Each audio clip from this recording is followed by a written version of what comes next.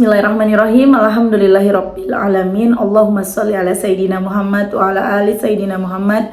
Assalamualaikum warahmatullahi wabarakatuh. Halo teman-teman, apa kabar? Mudah-mudahan teman-teman selalu dalam lindungan Allah Subhanahu wa taala. Amin ya rabbal alamin.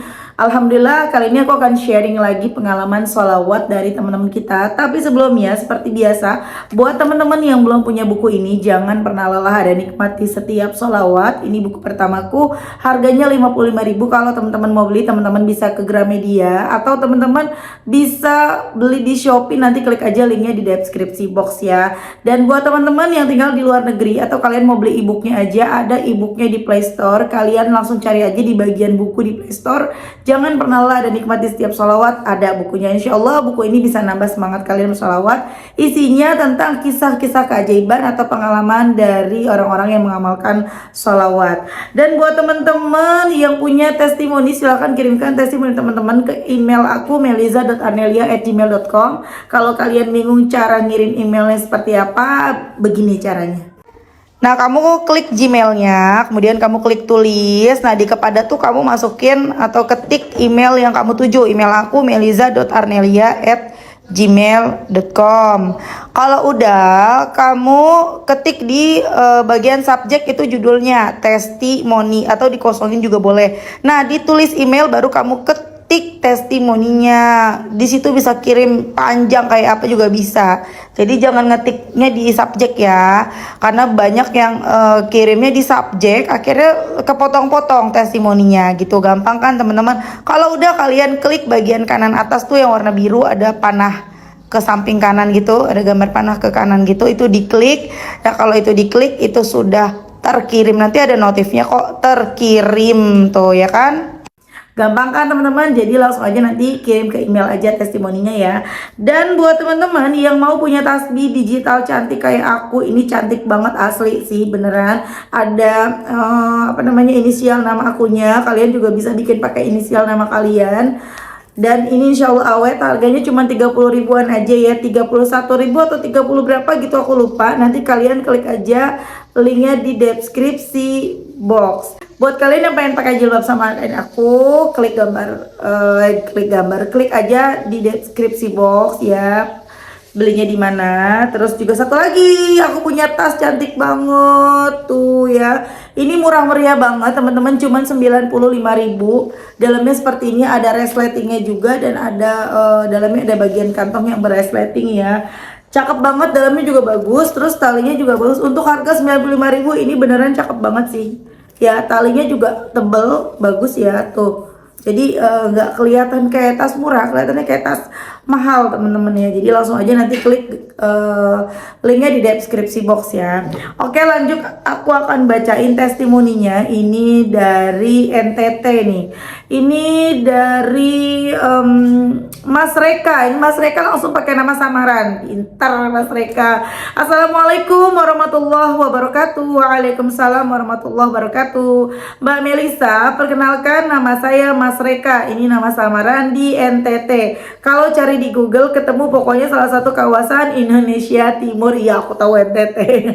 Lanjut. Jadi sebenarnya saya ingin share tentang keajaiban sholawat. Meskipun keajaiban tersebut tidak begitu besar dampak atau impact yang diterima.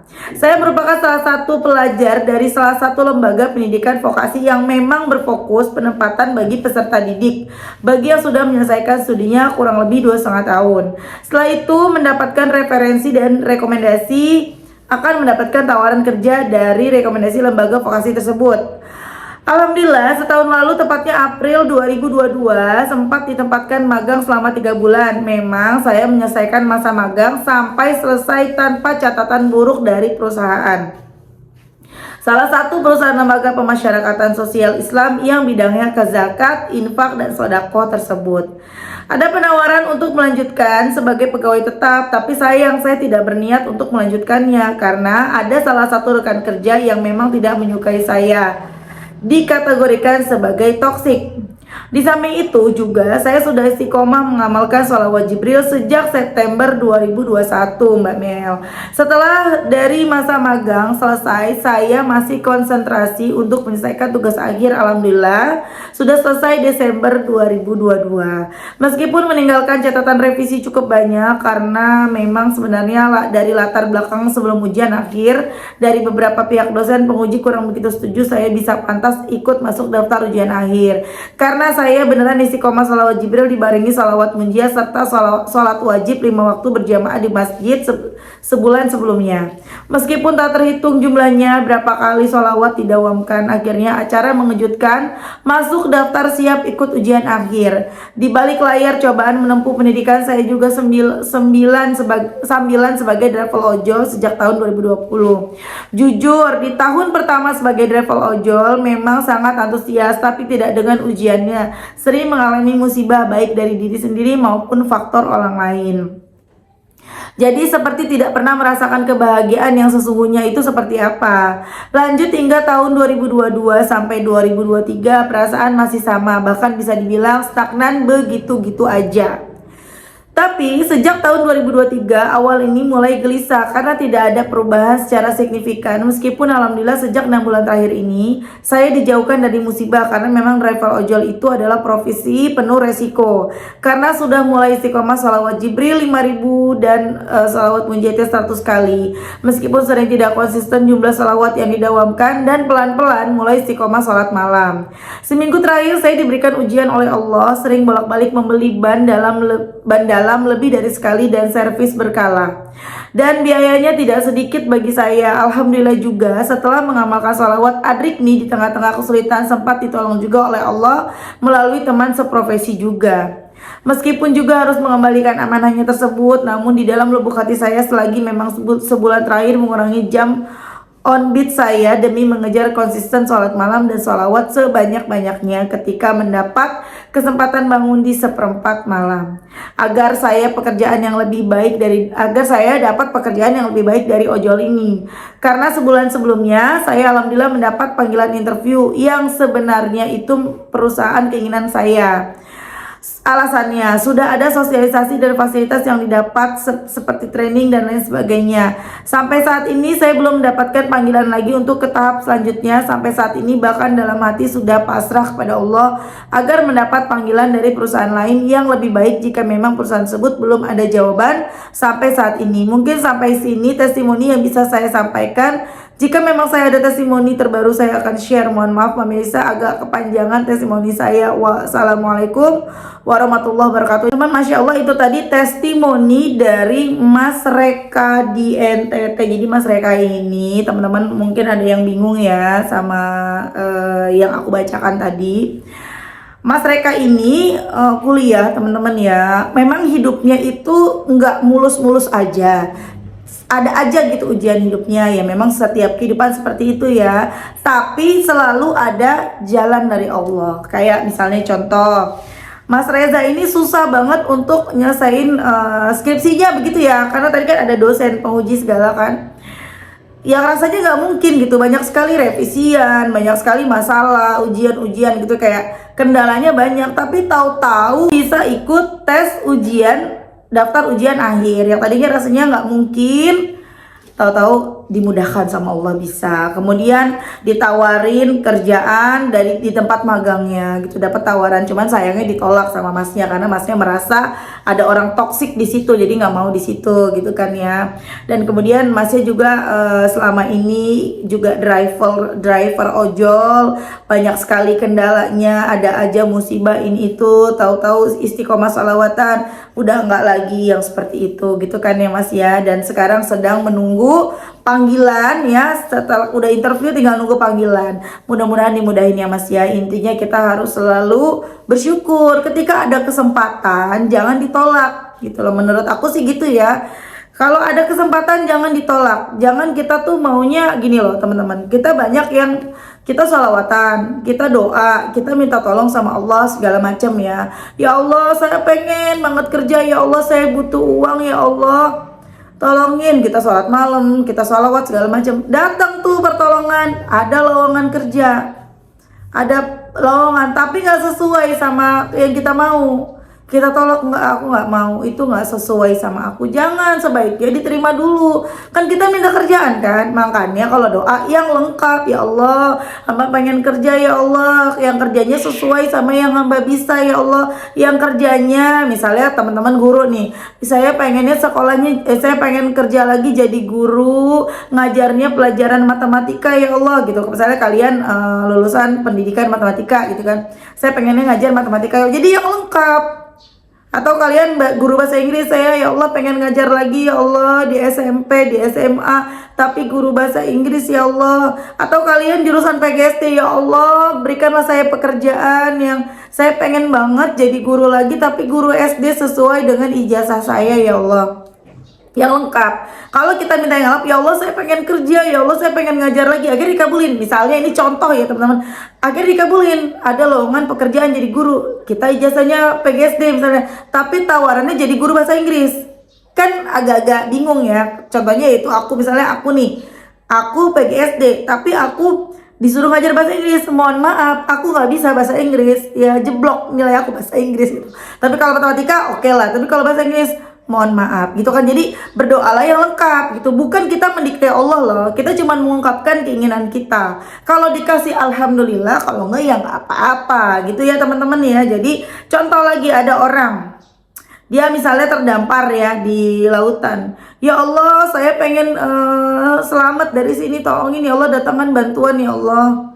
Datang bantuan perahu, nggak mau perahu, ngeri nanti kalau kejebur gimana segala macam, nanti kalau terbalik gimana. Padahal kan itu datang bantuan, harusnya naik dulu gitu loh. Karena ada yang akhirnya nggak mau, maunya perahu yang besar, nggak mau yang kecil, akhirnya nungguin perahu besar, yang besar tuh nggak lewat-lewat gitu loh teman-teman. Jadi kalau bisa, kalau kita minta sama Allah udah didatengin pertolongan di depan mata, jangan disia-siakan.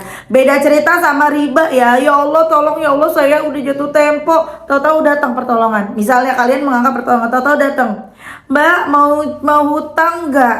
Di sini murah loh, bunganya kecil, nggak ngedesek, gampang, prosesnya cuman pakai KTP jadi.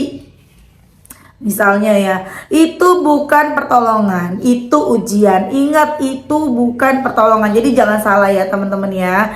Jadi terus aja salawatan tuh ya. Kita doakan semoga Mas Reka Allah mudahkan segala urusannya.